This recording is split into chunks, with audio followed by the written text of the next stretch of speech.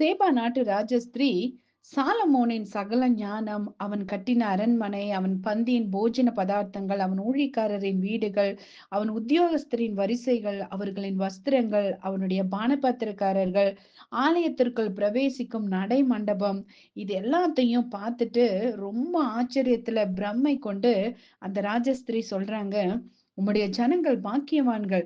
எப்போதும் உமக்கு முன்பாக நின்று உம்முடைய ஞானத்தை கேட்கிற உம்முடைய ஊழியக்காரரும் பாக்கியவான்கள் அப்படின்னு சொல்றாங்க.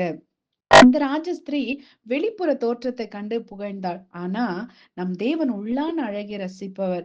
இன்னைக்கு அநேக ஜனங்கள் உலக ஞானிகளுடைய வார்த்தைகளை கேட்கிறவங்க நாங்க பாக்கியவான்கள் அப்படின்னு நினைக்கிறாங்க. ஆனா ஆண்டவர் சொல்றாரு, என் வாசற்படியில் நித்தம் விழித்திருந்து என் கதவு நிலையருகே காத்திருந்து எனக்கு செவி கொடுக்கிற மனுஷன் பாக்கியவான் அப்படின்னு சொல்றாரு.